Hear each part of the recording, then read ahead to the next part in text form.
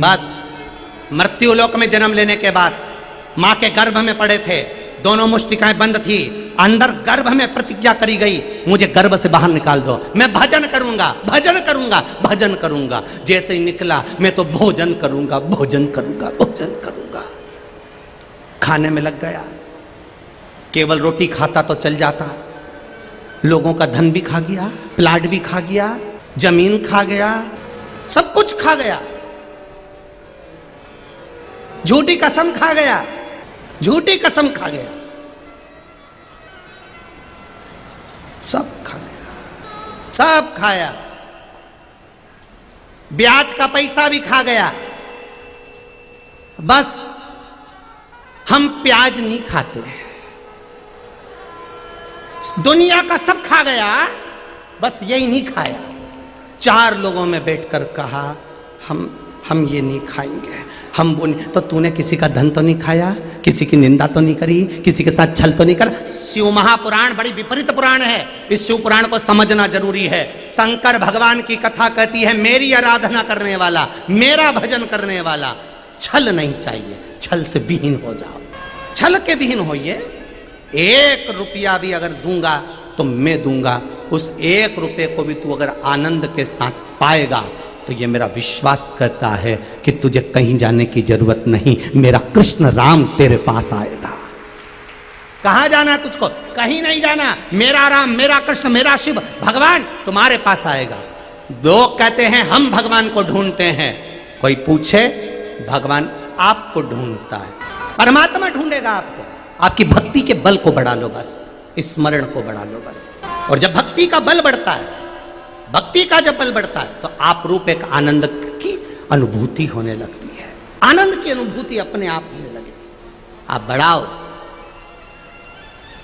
हम भक्ति का बल नहीं बढ़ा पा रहे, हम विश्वास नहीं बढ़ा पा रहे, हम दृढ़ता नहीं बढ़ा पा रहे। और यहां शिव महापुराण की कथा, श्रीमद् भागवत पुराण की कथा, विष्णु पुराण, नर्मदा पुराण, पद्म पुराण, बरहा पुराण, ब्रह्मवेत्ता पुराण, कूर्म पुराण, नारद पुराण, गर्ग संहिता सब कहती है विश्वास प्रबल करिए, भरोसो दृढ़ इन चरणन केरो, भरोसा प्रबल करिए।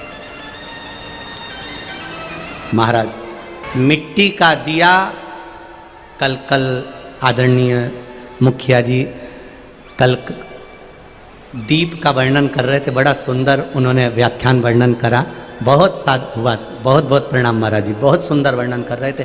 दीप का कल वर्णन कर रहे थे, जब मिलना हुआ तो दीप का वर्णन कर रहे थे, दीप और प्रदीप और उसमें प्र का उपसर्ग सब उसका वर्णन करते उन्होंने सुनाया, बड़ा सुंदर भाव वर्णन। मिट्टी का दिया रात भर अंधेरे से लड़ता है, मिट्टी का दिया रात भर अंधेरे से लड़ता है। और इंसान ये भी तो शिव का दिया है, फिर संसार से क्यों डर जाता है? क्यों डरे? जब वो मिट्टी का दिया रात भर अंधेरे से लड़ता है तो हमें परमात्मा ने दिया है, हम भी तो संसार के आगे क्यों डिगे, क्यों डूबे? हम भी तो अग्रणता में रहें, हम भी अग्रणता में रहें। गुरु द्रोणाचार्य अपने बेटे को लेकर द्रुपद के यहां पहुंचे। राजा द्रुपद गुरु द्रोणाचार्य को देखकर खड़े नहीं हुआ, उठा नहीं, बोला नहीं। जब सामने आकर द्रोणाचार्य जी खड़े हो गए, अपने पुत्र अश्वत्थामा का हाथ पकड़े हैं, जो 5 वर्ष की आयु का पुत्र है, उसका हाथ पकड़कर खड़े हैं। कल कथा में कहा था, जो मित्र गालियों से बात करता हो, अपशब्द कहता हो, ठिठोली में भी आड़ी टेढ़ी बात करता हो, अपने बेटे को उस मित्र के यहाँ पर गाड़ी पर बिठाकर मत लेकर जाना, उसकी संगति पर गलत प्रभाव पड़ सकता है। आपकी मित्रता, आप अकेले में एक दूसरे को कुछ भी कह लो चलता है। आपकी मित्रता, आप अकेले में एक दूसरे से कुछ भी बोलो चलता है, पर बच्चों के आगे, परिवार के आगे एक मर्यादा बहुत बड़ी चीज होती है। और वो मर्यादा मेरे भगवान कृष्ण ने भी दिखाई। जब सुदामा जी आए, भगवान कृष्ण ने रुक्मणी जी से कहा, मेरा मित्र आया है, एक एक रानी, वो मुझसे उम्र में बड़ा है, धन से भले बड़ा नहीं है सुदामा, पर मुझसे उम्र में बड़ा है, इसलिए एक एक रानी आना, प्रणाम करना, आशीर्वाद लेना, फिर जाना। ठीक है, रानी आने लगी।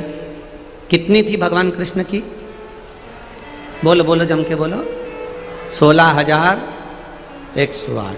एक एक रानी आ रही थी।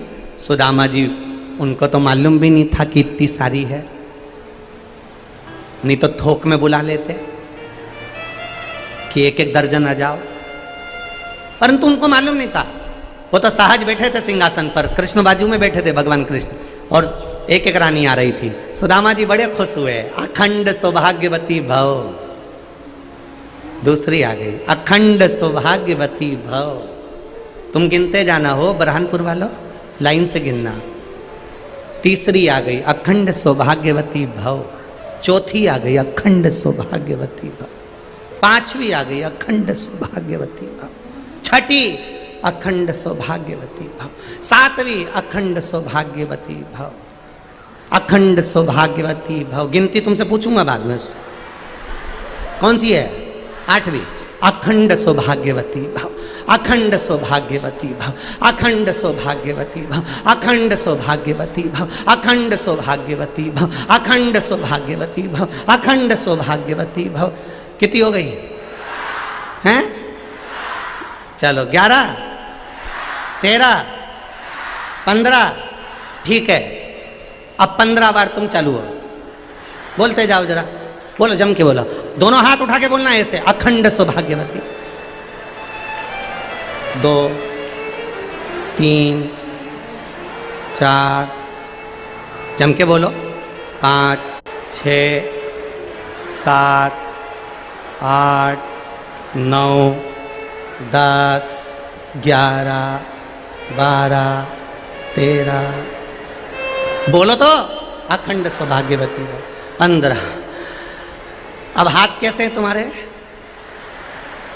ठीक है, अब 15 में तुम्हारी यह हालत हो गई। सुदामा जी की क्या हुई होगी? 50 होने के बाद सुदामा जी बोले, कन्हैया, हाँ ये भी तेरी है, हाँ चलने दे।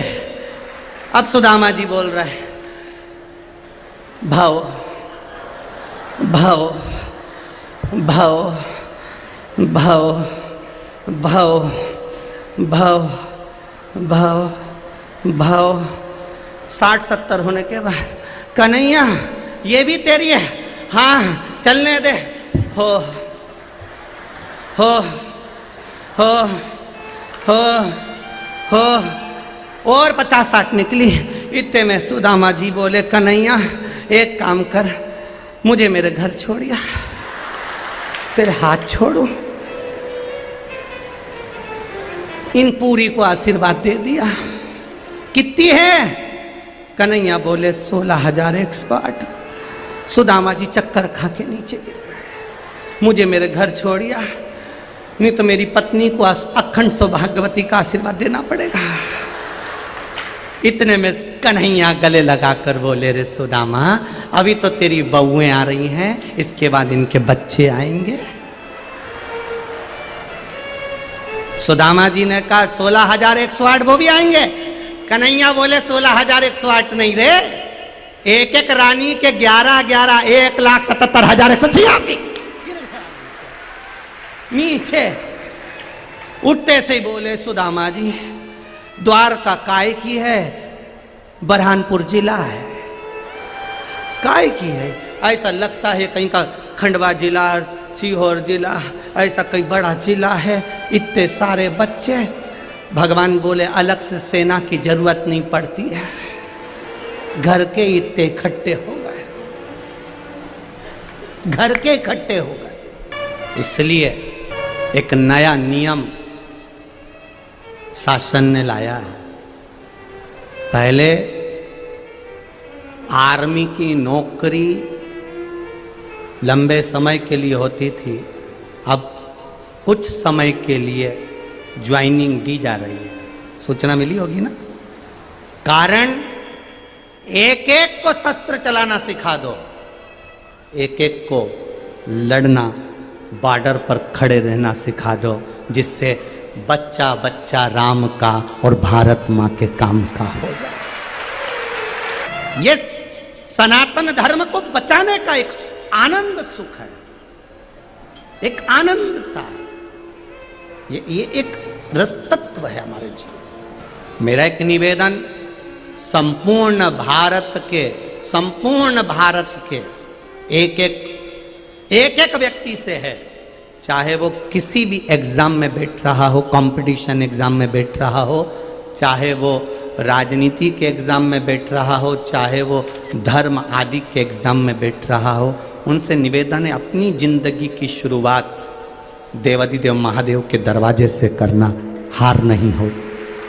शिव के द्वार को पकड़ो।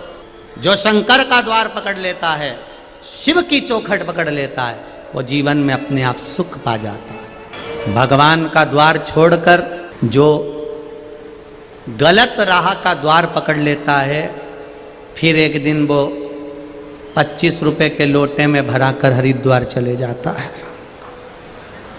इतना बड़ा लोटा, उसमें थोड़ी सी अस्थियां, हरिद्वार चली जाती।